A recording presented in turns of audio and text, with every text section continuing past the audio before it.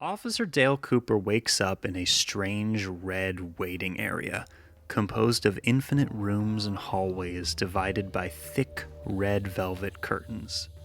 If the curtains were to rise, nothing but an endless black expanse beyond. If the floor were to give way, nothing but a dark body of water beneath. Seated beside him is a girl that looks exactly like the girl he's been learning so much about, who was recently murdered by an unknown assailant. Across from him sits a man who speaks in tongues, using a sound manipulation technique that reverses the audio. We get the feeling you could learn the secrets of the universe in this room, or maybe it will devour us whole. It's otherworldly.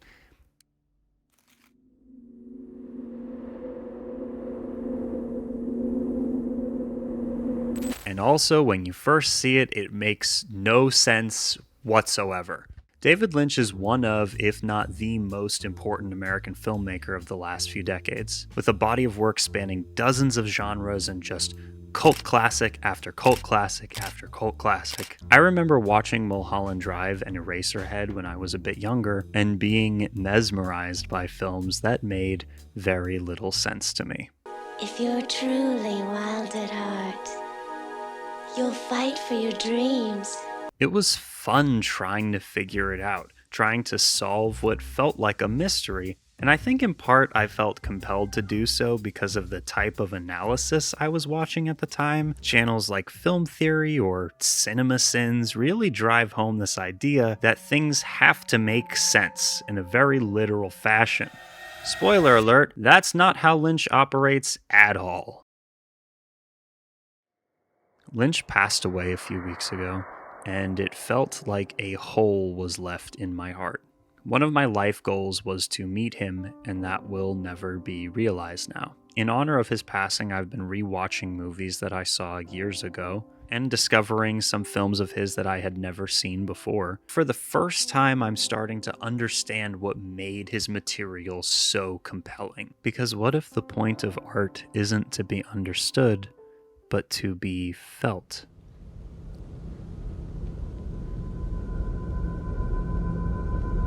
David Lynch is a master of surrealism and dream logic. We live inside a dream. He spent his career making art that defies explanation but resonates on a deeply personal and emotional level. How interested are you in logic in any traditional sense? Because some of the films do. No, all of them have a logic. It goes toward abstraction. There can be logical things that are abstract. I really love intuition. I love intuition. And to me, what they told me is intuition is the intellect and emotions swimming together. It's like a knowingness. And logic means it feels correct, and it's logical. It's logical, but not in a kind of a, there's degrees of it. His films don't follow traditional narrative structures and operate on a plane where rules don't apply, often going so far off the deep end that we've got cops using dreams as evidence or dancing women singing while smashing massive sperm creatures. But here's the thing, he isn't trying to confuse us. He's not hiding a hyper-specific literal meaning or interpretation behind layers of abstraction. For Lynch, the point isn't to understand the work in a literal sense. It's to experience it and feel it in your bones. My socks are on fire. He creates worlds and invites us into them. And while we can see some familiar things to desperately try to grab onto in hopes that we don't lose sight of reality, his worlds are something beyond our immediate understanding. There are repeating motifs and thematic emotional consistency across his entire body of work, and it creates a jigsaw puzzle of the soul. In this video, I want to give you an easy to digest taste of Lynch's work. And we're going to do that by talking about the first full-length feature that he created, the body horror film Eraserhead, which was made on a very limited budget and is a masterpiece of a film. On the surface, it's a bizarre black and white nightmare fuel movie about a grotesque alien baby. But beneath the surreal imagery and industrial soundscape, it's a deeply human story about a man who allows life to happen to him with very little input of his own, who is held in place by a constant fear of what could happen. The film goes to great lengths to make us feel what the protagonist is experiencing. Lynch has this ability to take the strange and the unsettling and make it feel painfully human. A lot of it is very dark, and it's just so interesting to me. I could talk about it for hours. Released in 1977 and set in a bleak industrial wasteland that feels like the inside of a broken machine, Eraserhead follows Henry Spencer, a man with a gravity-defying hairdo and seemingly very little purpose in life. Henry's existence is a series of escalating awfulness. His face appears superimposed over a planet or perhaps a moon. He opens his mouth and a sperm creature emerges. Then we cut to a haggard man who moves a set of levers, and the creature swims away. Next, we watch Henry walk home with his groceries as abrasive and ominous music drones behind him. The constant hum of machinery, the hiss of steam, the distant clanging of metal, it all creates a sense of unease that's almost physical. The sound design isn't just background noise, it's a living, breathing entity that wraps itself around you and doesn't let go. It's industrial, oppressive, deeply unsettling, and it mirrors Henry's psychological state throughout the movie. In my opinion, the film's soundscape is as much of a character as Henry. He is stopped outside his apartment by a beautiful girl across the hall, who informs him that his girlfriend Mary has invited him to dinner with her family. The atmosphere of the entire movie is evil. But in this moment, after the way that he reacts to stuff makes it seem like he's been through the trenches already, this moment of, oh God, what next, is just objectively hilarious physical comedy.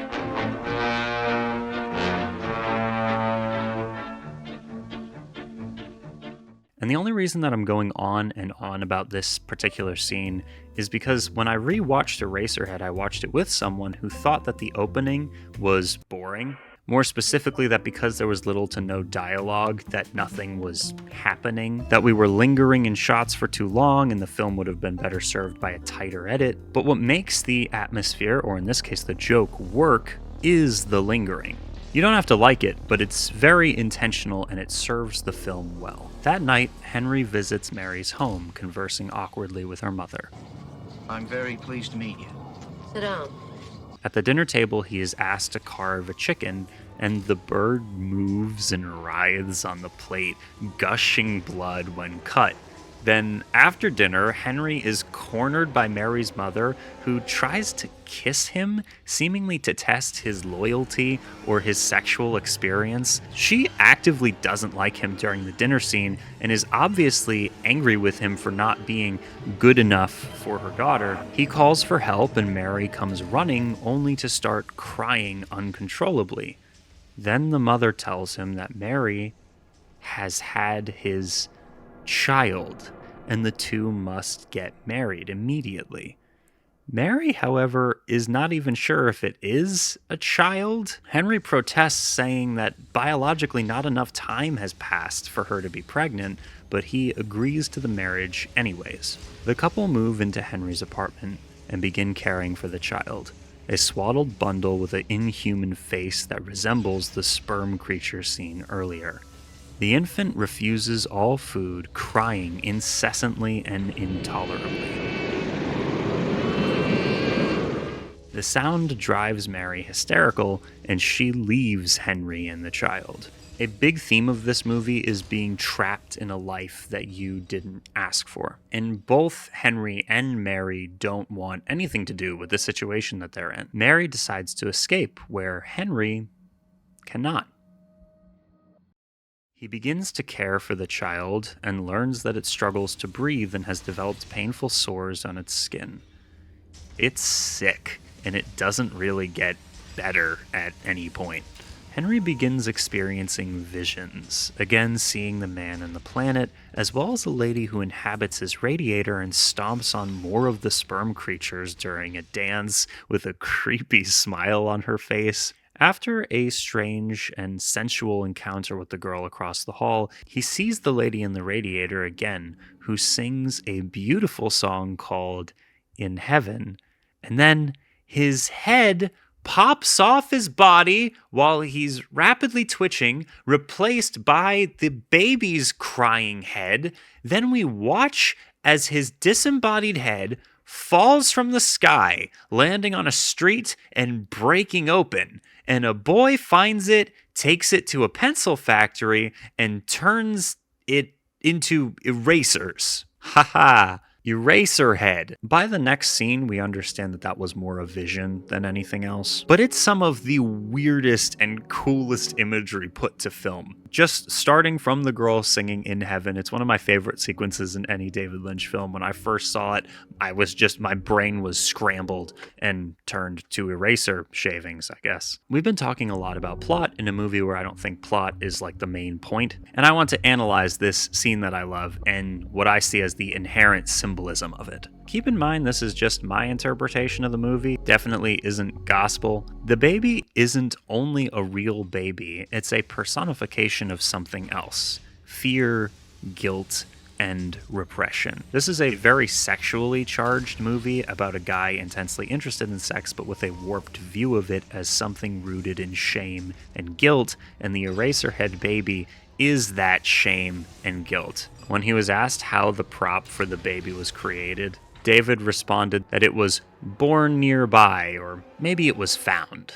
There is a fear of reproduction and of fatherhood, and the lady in the radiator appears as a manifestation of Henry's subconscious desires related to sex and violence. When he wakes up, Henry seeks out the girl across the hall, but finds her with another man.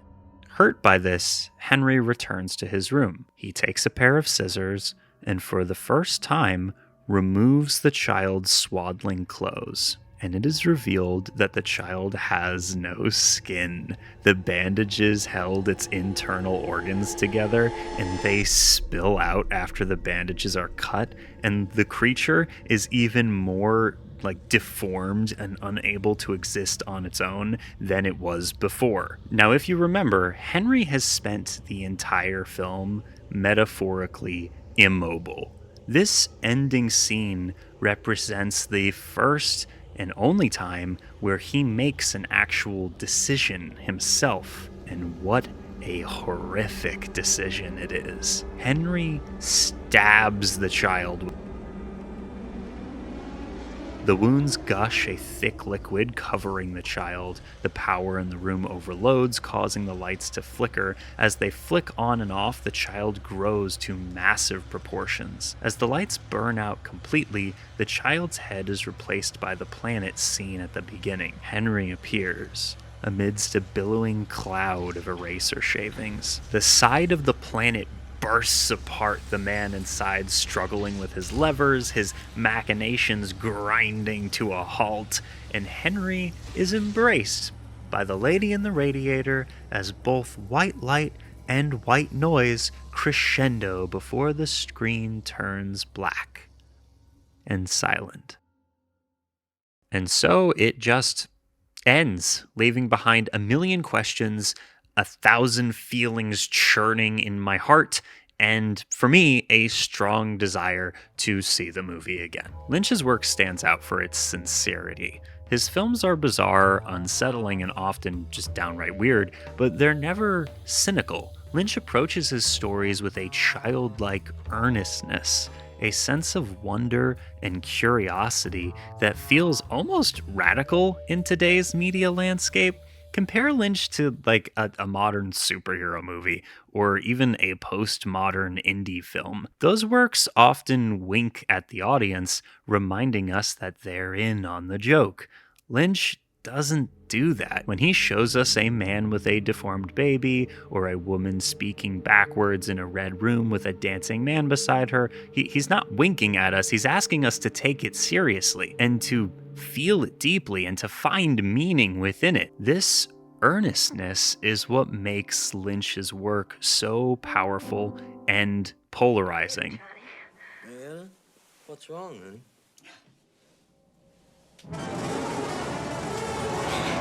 Johnny. It's why Twin Peaks can be both a mystery noir over finding Laura Palmer's killer, or a fantasy where a red room holds all the answers, or why Blue Velvet can be both a noir thriller and a heartbreaking exploration of lost innocence. Lynch's films don't mock their own weirdness, they embrace it, and in doing so, they invite us to do the same for both the movie and for ourselves. Embrace the weirdness in yourself. I have my own opinions of the exact meaning of Eraserhead, but that's not really the point of this video.